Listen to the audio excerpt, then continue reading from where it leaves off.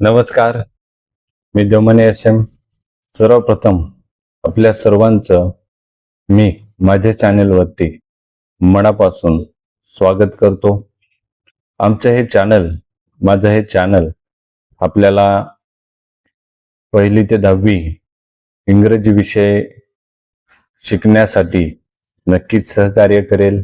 त्यासोबतच pre primary स्कूलचे video या चॅनलवरती उपलब्ध होतील.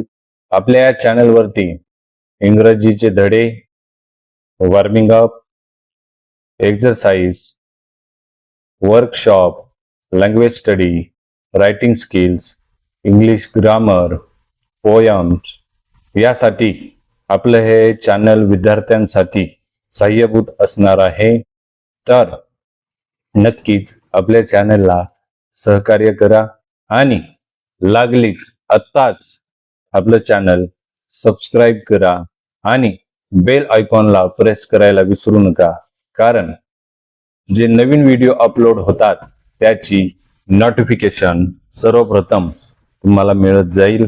मग चला लगेच आत्ताच आपल्या सुनील देवमाने या यूट्यूब चॅनलला सबस्क्राईब करा आणि दररोजचे नवीन व्हिडिओ पाहायला विसरू नका. तर विद्यार्थी मित्रांनो, आज मी आपल्या पुढे इयत्ता 8वीचा format of and appreciation of the poem हा विषय घेऊन आलेलो आहे. विद्यार्थी 7वी मधून 8वी मध्ये आलेले आहेत. तर नवीन विद्यार्थ्यांना what is mean by appreciation of the poem, appreciation of the poem म्हणजे काय हे बऱ्याचदा माहीत नसतं. तर ॲप्रिशिएशन मीन्स कवितेचं रसग्रहण. The actually words meaning is रसग्रहण. ॲप्रिशिएशनचा जो मूळ अर्थ आहे तो आहे रसग्रहण. मग देण्यात आलेली जी कविता आहे तिचं एक प्रकारचं ॲनालिसिस करायचं आहे, तिचं परीक्षण करायचं आहे, तिचं समीक्षण करायचं आहे. ती कविता कोणत्या प्रकारची आहे, कोणत्या प्रकारची कविता देण्यात आलेली आहे, त्या कवितेचे कवी कोण आहेत किंवा कवयित्री कोण आहेत, त्या कवितेमध्ये जे यमकांची जुळणी आहे, राईम स्कीम ती कशा प्रकारे देण्यात आलेला आहे आणि त्या कवितेमधून कोणता मेसेज दिलेला आहे, कवींनी कोणकोणते एक्झाम्पल्स दिलेले आहेत, या सर्व गोष्टींची पूर्तता विद्यार्थ्यांनी त्या and appreciation of the poem मध्ये करायची आहे. तो प्रश्न तुम्हाला परीक्षेमध्ये 2020 पासून and appreciation of the poem हा प्रश्न तुम्हाला अभ्यासक्रमामध्ये समाविष्ट केलेला आहे. पूर्वी हा प्रश्न 10 मार्काला असायचा, परंतु NCERTने त्यामध्ये बदल करून परत तो 5 मार्काला केलेला आहे. 8वीचे जे मुद्दे आहेत अँड ॲप्रिशिएशन ऑफ द पोयमचे, पहिला मुद्दा आहे तो म्हणजे टायटल. कवितेचं शीर्षक काय आहे, कवितेला टायटल काय दिलेलं आहे ते त्या ठिकाणी नमूद करायचं आहे. टायटल म्हणजे कवितेचं नाव. फॉर एक्झाम्पल 8वीला पहिली कविता आहे बी द बेस्ट. मग तुम्हाला उत्तर अशा प्रकारे लिहावं लागेल, the title of the poem is be the best. दुसरा मुद्दा आहे तो म्हणजे पोएट किंवा पोएटेस. बघा, विद्यार्थ्यांना फॉरेनर नाव असतात. उदाहरणामध्ये बी द बेस्ट या कवितेचे कवी आहेत Douglas मलोच.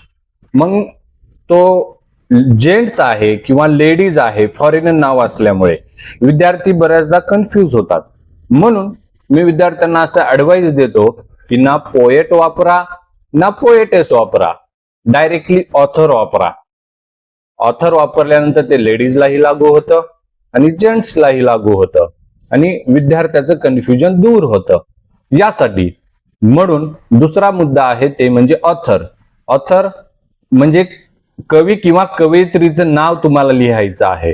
For example, the poem is written by Douglas Malloch किंवा the author of the poem is Douglas Malloch अशा प्रकारे तुम्ही लिहू शकता.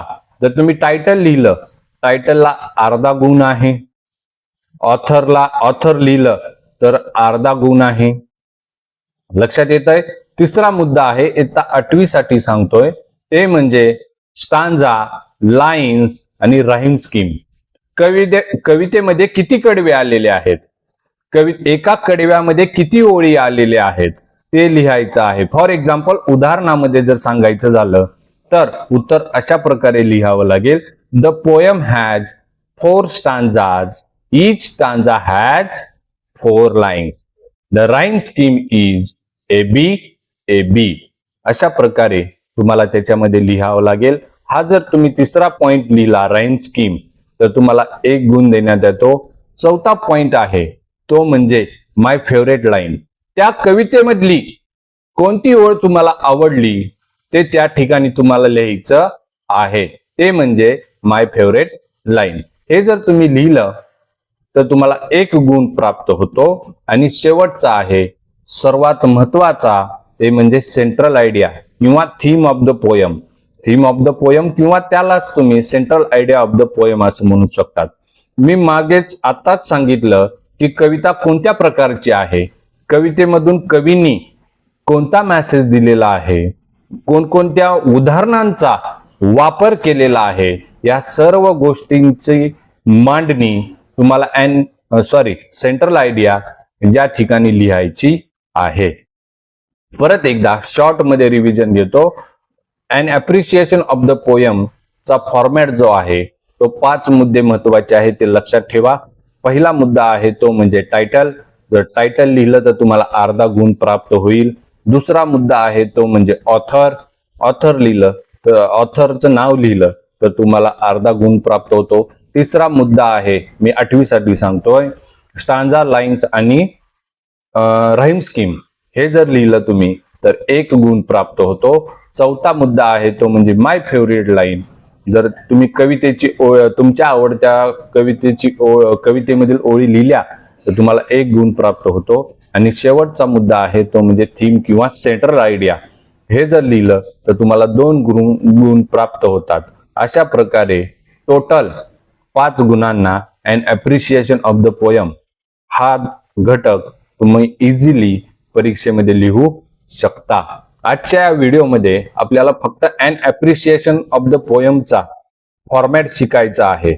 मी आता तुम्हाला 8वीचा एक्सप्लेनेशन केला. 9वी आणि 10वी मध्ये एकच जो पॉइंट आहे तो चेंज आहे, ते म्हणजे चौथा पॉइंट 8वीला माय फेवरेट लाईन आली, त्या ठिकाणी 9वी आणि 10वी वाल्यांनी फिगर ऑफ स्पीच हा पॉइंट इन्क्लूड करायचा आहे, समाविष्ट करायचा आहे. फिगर ऑफ स्पीच म्हणजे भाषेचे अलंकार. कवितेमध्ये कोणकोणत्या भाषेचे अलंकार आलेले आहेत ते शोधून त्याचे एक्झाम्पल्स त्या ठिकाणी लिहावयाचे आहेत. आणि असं जर तुम्ही लिहिलं तर त्या ठिकाणी तुम्हाला 1 गुणासाठी तो प्रश्न असणार आहे, तो मुद्दा 1 गुणांसाठी असणार आहे. जर तुम्ही लिहिला तर 1 गुण नक्कीच प्राप्त होतो. तर विद्यार्थी मित्रांनो, हा व्हिडिओ तुम्हाला अन अप्रिशिएशन ऑफ द पोयम याचा फॉर्मॅट समजण्यासाठी नक्कीच सहाय्यभूत असेल. तर जर व्हिडिओ आवडला, जर या व्हिडिओपासून तुम्हाला मदत झाली तर नक्कीच आमच्या चॅनलला आजच लाईक करा, शेअर करा आणि सबस्क्राईब करा आणि बेल आयकॉनला प्रेस करायला विसरू नका. नवीन माहितीद्वारे नवीन व्हिडिओ मार्फत आपण लवकरच भेटू. तोपर्यंत जय हिंद, जय महाराष्ट्र.